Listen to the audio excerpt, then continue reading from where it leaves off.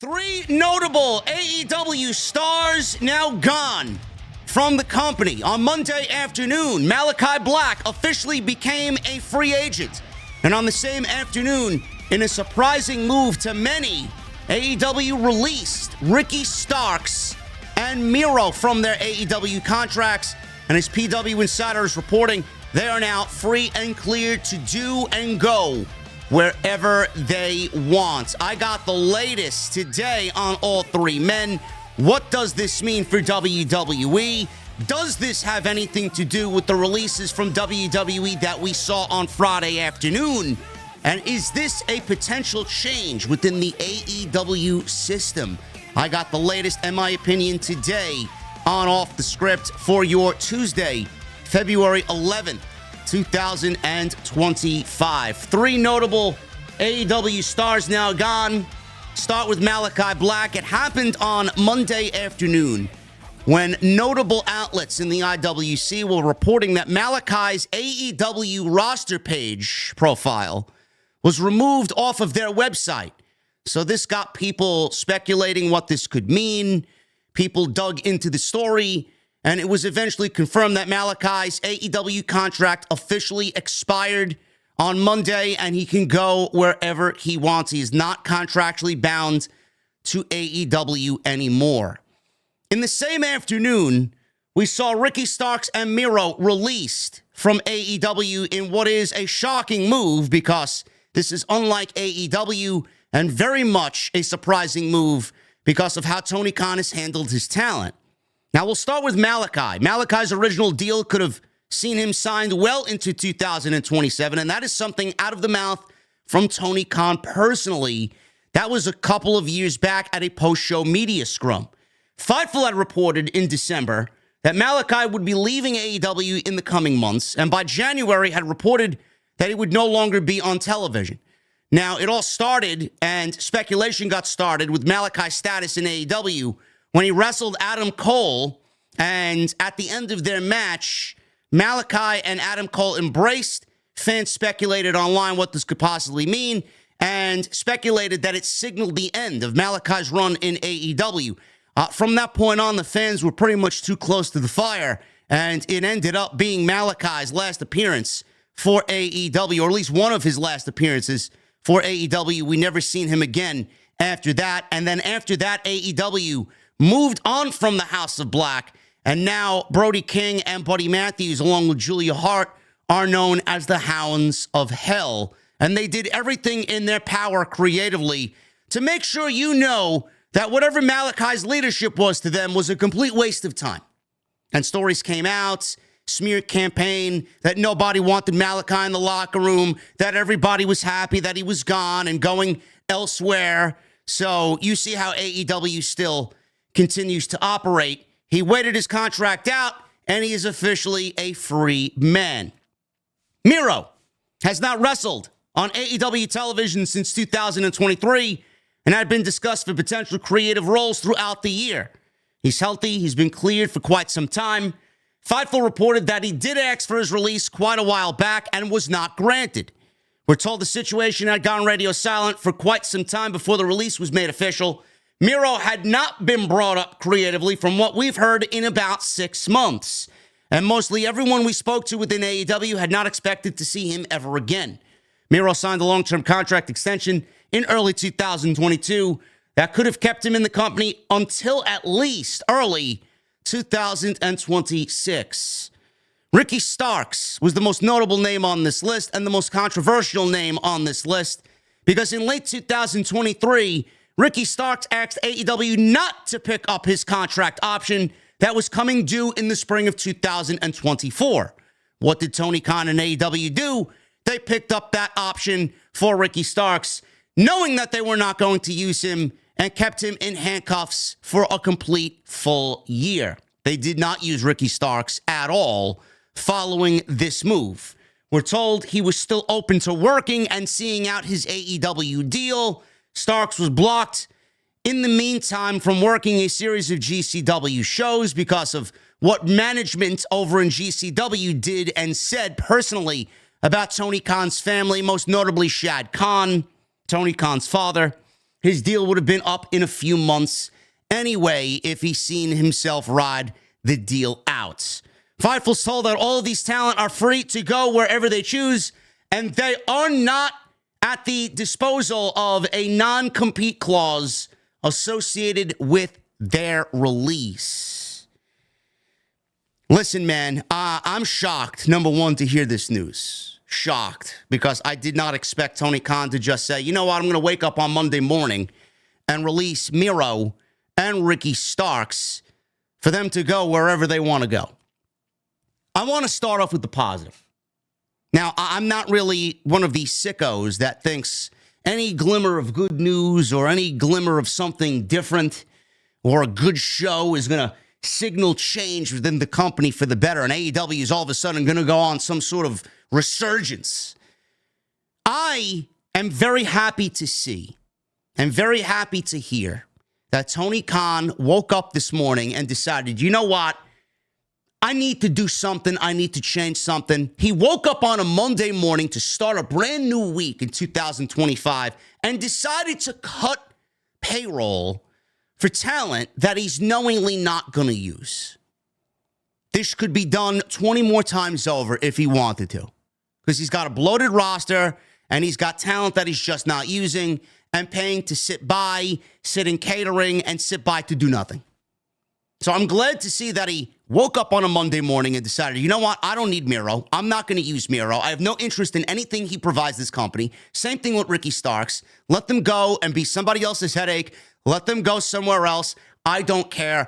I have a bunch of other shit I have to concern myself with, more important than both Ricky Starks and Miro. That's a positive.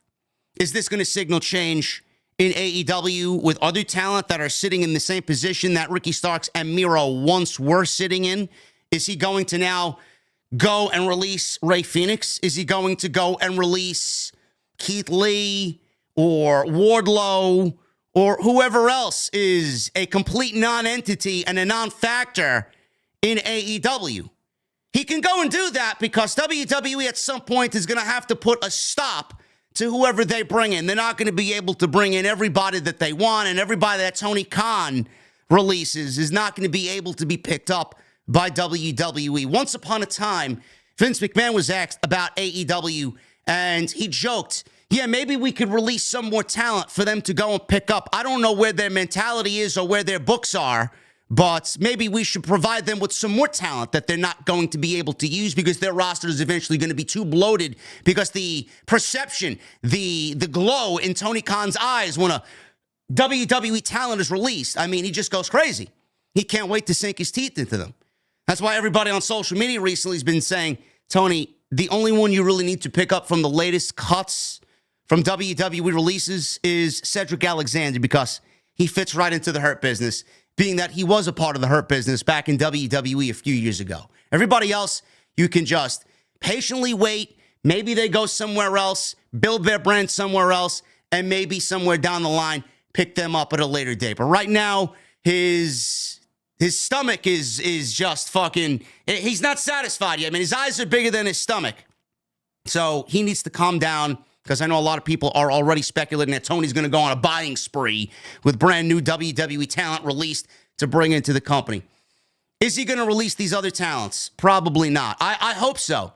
I hope this is a change or signaling of a change for AEW, and I do hope that he does end up doing the right thing, because this talent wants to work. Mental issues also come along with this. God knows what Ricky's been dealing with. Miro wants to work. I don't know the inner workings of what happened there. Maybe Miro was difficult to work with. Maybe he wasn't. Maybe AEW was difficult to work with, and he was just upset and didn't want or feel like the creative that they were giving him was good enough for him, which in turn could be labeled as good for him. He's standing on his own ground. He knows where he wants his character to be. He's very protective of his character. He wants to grow with the company, but the company isn't really giving him anything to grow with or grow into. We don't know what the inner workings of that relationship were. We don't. Ricky Starks obviously has said time and time again, I'm ready to work. I want to work. I'll ride this shit out. Just use me. I want to wrestle on TV. But AEW was not going to do that, because in Tony Khan's mind, Everybody knows Ricky's going to WWE. He did not want to put a talent on his show and platform a talent, knowing that that talent wasn't going to be for AEW, and eventually, as soon as he can, jump ship to the other team. He didn't want to do that because he's only enhancing Ricky Starks, and he didn't want to do that on his show. And everybody would speculate and talk and make rumors and speculation and all this other shit that Ricky Starks is only going to WWE and blah, blah, blah. It was a terrible look for AEW and a bad move if you're Tony Khan. But keeping him silenced and keeping him on the back burner for as long as he did, obviously it grew into a different beast. I mean, from April, he wasn't used. Why? I don't understand it. If you weren't going to plan for him to be used in a meaningful way, I mean, there's no way that you look at Ricky Starks and you can't enhance your show and a talent with Ricky Starks. He doesn't have to be a world champion. He doesn't have to be in a pivotal role. But Ricky Starks, he always said he wanted to work. He's ready to work. And they never allowed him to work. And then obviously with him going to the Indies, he did work House of Glory 2 times. He did want to work the GCW show, but GCW fucked that up, and I don't blame Tony Khan for pulling the talent there as far as what they did for GCW. I mean, when you make shit about family and they go and target his father, I mean, Tony Khan has within every right to go and pull Ricky Starks from those shows. That has nothing to do with the show that GCW is running. It has nothing to do with a fucking storyline, nothing to do with anything on TV. So he was given that opportunity to go work, and Tony rightfully pulled him because they made things too personal, talking about Tony's home life and family life. So he did what he did there. Ricky Starks is now free and clear to go and do whatever he wants. Miro is free and clear to go and do whatever he wants. Malakai Black is now a free agent. No contracts, no 90-day non-compete. Whatever the case may be, they can all show up in the WWE at the same time if they so choose. Where are they going? Malakai, I believe, is headed to SmackDown, where his wife Zelina Vega is. SmackDown needs all the help that they can get. I mean, look at the United States Championship title picture. That, to me, is in dire need of help.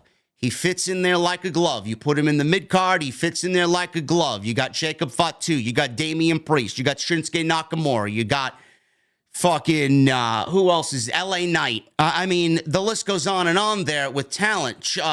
Carmelo Hayes, Chad Gable. I don't know where he's going to end up. There was rumors that he may end up on SmackDown. I don't know. For all we know, that Chad Gable, storyline that they're doing on television, him going and finding the dark arts of Lucha Libre, who knows if that has anything to do with Malakai Black, and they're kickstarting that on TV before he even jumps into the storylines on WWE television. We don't know. But Malakai would fit like a glove, no matter where you put him. But I do believe he's going to end up on Friday Night SmackDown because that's where they just moved his wife, Zelina Vega. So him being back there is great. And they have already looked at Malakai as a top guy coming on in or coming back to the company. They see big superstar potential for him, especially when he was the way he was coming out of the NXT Black and Gold system to do basically nothing on the main roster. Vince killed all momentum of Malakai Black or Aleister Black, and then he ended up getting released to go to AEW and do nothing for 3 years, 4 years. So now he's back, and this is legitimately the last opportunity he has, so he is putting his complete faith and trust in Triple H after what Tony Khan did to him to just get this ship finally on the right course and get him to where he needs to be. For years, fans have been talking about him as a top superstar guy, top superstar potential. Let's see that play out. And I do think that under this administration, with his return now, he is going to be exactly where he thought he would always be in pro wrestling. So I think that's going to be a great move. Miro is the big question mark here. I don't know. I don't know where Miro's going to go. I don't know if there's interest from WWE to bring Miro back, or Rusev in this case. I honestly think if they do have any interest in bringing him back, clearly the work that he did in AEW with his gimmick and his character, everything that you saw there that we just didn't see anymore, the potential of what he did in AEW as TNT champion, I think you do nothing but bring him back as that. You don't change a fucking thing. The Redeemer. You do that, you bring him in, and you have him go fucking crazy and just do what you need to do with him as that character. That was the best character work we've seen from Miro in his entire career. He commanded the television, the camera on television. He commanded your attention. He was very good at what he did, and he was a great promo. Those vignettes that he cut in AEW as the Redeemer, fantastic shit. I want to see nothing changed from what he tried in AEW. It would fit like a glove in WWE. And for an Intercontinental title or a United States Championship as well, where those two divisions right now are struggling to find top-tier talent, as Braun Breakers basically ran through everybody on Monday. Nakamura is not really lighting the world on fire for the United States Championship. Those two guys could really change the fucking game for the mid-card in WWE and bring some legitimacy where right now, outside Braun Breaker, because he's great, there is none. So I would love to see that take place as well, if they are interested in Miro. I don't know if they are, but if they are, they do nothing but bring him in and change not a fucking thing about the Redeemer. That's what I want to see. Ricky Starks, listen, everybody knows Ricky Starks is a main roster guy. He could fit on Raw. He could fit on SmackDown. You know, with Ricky Starks, the rumor was, I just did an extra on this, Jordynne Grace is going to start in NXT. And a lot of people are asking, well, why is she going to start in NXT? Because she's a main roster talent with a main roster deal. WWE is a different beast. And yes, Jordynne Grace was a natural on television with TNA. They did have a TV deal with Access TV. Obviously, she was in front of a live audience on weekly television every single week. She's been in 2 Royal Rumbles now. She's been, on NXT a handful of times with a handful of appearances on Tuesday Night Show. Does she need any more seasoning? I mean, that's up for WWE to decide. Maybe from the fans' point of view, from the fans' perspective, she doesn't need anything. But again, WWE is a different beast. The way that they do production is not the way TNA does it. The way the main roster production does production is not the same way that NXT does it.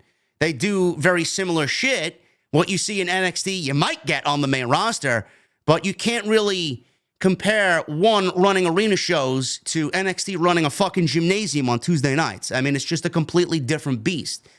WWE may want to get Jordynne Grace ready just on the production side of things. She doesn't need any seasoning from an in-ring aspect, but she may need seasoning, or WWE may think she needs seasoning, coming over from TNA, full-time to WWE, get her right in NXT, have her do a quick feud with somebody, get her feet wet, and then after WrestleMania, because we don't have any WrestleMania plans for her, have her move to either Raw or SmackDown. I could see the same thing being done for Ricky Starks. And I'm not saying keep Ricky Starks in NXT for a year or 2 years, but Ricky Starks, if you put him on NXT, that brand is his. That would give people a major reason to watch, because he would be the biggest guy that they got down there. That's not a main roster talent. He would be a notable guy, a notable name that they're bringing over from their competition to put at the top of the card in NXT, which would also do another thing. If you let Ricky Starks run his shit on NXT and make him the guy for 6 months to a year, that gives you the opportunity to move a Trick Williams up to the main roster, or maybe an Obafemi, because I do think that WWE would want a Trick Williams or an Obafemi on the main roster instead of a Ricky Starks at this point in time, because again, Ricky's just coming off a huge AEW, contract, and he's been idle. He might need to just get readjusted to everything that's going on, because it's going to be coming at him a mile a minute. Have him go to NXT, run his shit, get his feet wet, get affiliated with the WWE system in the way that they do things, give him an NXT championship run, obviously put talent around him that's going to work with Ricky Starks to give the show a must-see feel every Tuesday. At the same time, you move Trick Williams up or Obafemi up to the main roster, and by the time those guys get situated on the main roster, Ricky will be ready, and then Ricky can move up around next year, Royal Rumble, WrestleMania season time. I think that would be the right way to go about it, because Ricky Starks in NXT would be a great move, because the men's side on NXT is fucking terrible. There is no legitimacy at the top of the card outside Obafemi, and Trick Williams is not even that far along yet. I don't believe he's main roster. I think Obafemi is more main roster ready than Trick Williams. So we'll see what happens there. But the men's side of things, I mean, you're looking at Ethan Page and you're looking at Rich Holland. I mean, it's not lighting the world on fire in any sense of the word. So Ricky Starks going down there could be the shot of adrenaline that men's division needs. And it's not a knock on Ricky Starks at all, because the main roster right now, you're bringing in Malakai Black, you're bringing in Miro, potentially.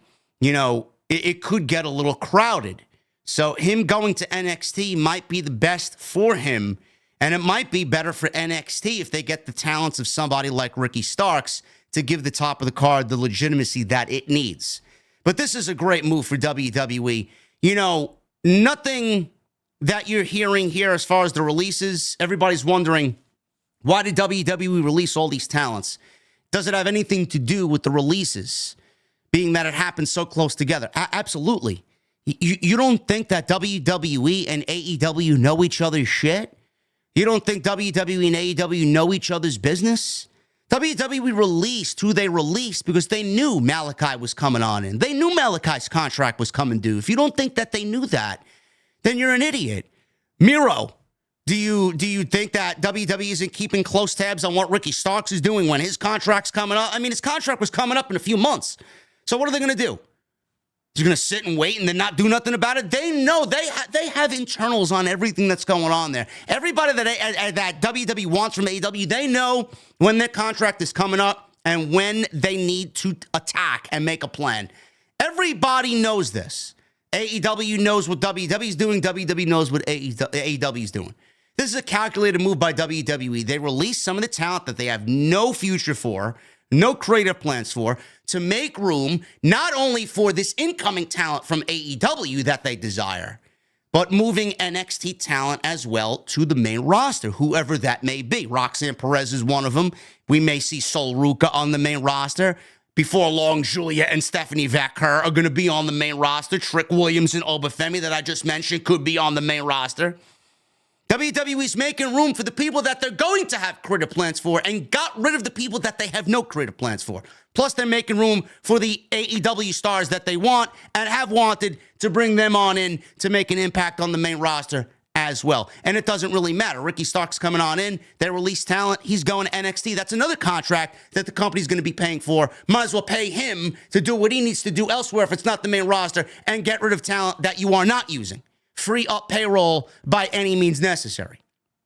So this is all a calculated move. I do believe what happened on Friday going into Saturday has a direct effect on what's happening here, or vice versa. What's happening here has a direct effect on why WWE did what they did on Friday going into Saturday morning with all the releases that people got up in arms about, were fake outraged by. Now, you don't really hear about anybody being outraged by that. Now everybody's excited. Oh, let's bring in Miro. Oh, let's bring in Malakai. Let's bring in Ricky Starks. Now nobody's talking about the Giovanni Vinci's and the Isla Dawns and the Sonya Devilles and the Cedric Alexanders of the world that got released on Friday afternoon. So, yes, one has to do with the other and vice versa. Absolutely. Absolutely. I'm excited about this. Miro, Malakai, Ricky Starks, potentially on their way to WWE. Malakai, I know for sure. Ricky, I know for sure. Miro's the only one that I'm not really convinced with by going to WWE. I would love to see it. The Redeemer in WWE would be great. So I'll wait and see what's going on there. Let me know what you guys think down below of all this news. Ricky Starks, Malakai Black, and Miro, all officially free from Guantanamo Bay on the same afternoon, Monday afternoon. Who are you excited for? Where do you want to see them go? Let me know how you're feeling down below in the comment section of this video. Follow me on social media at JD from NY206, Twitter, Instagram, TikTok, and Cameo. Hit that subscribe button down below. Turn on the bell for all notifications. And please, make sure you guys go check out all the content on the channel. There is plenty of it to get caught up on. And tonight, you will see me live, returning live with the Sala Monster for Tuesday Night Titans. He's back, and we are back on Tuesday nights. We'll see you tonight for Tuesday Night Titans right here on OTS. I'll see you guys later.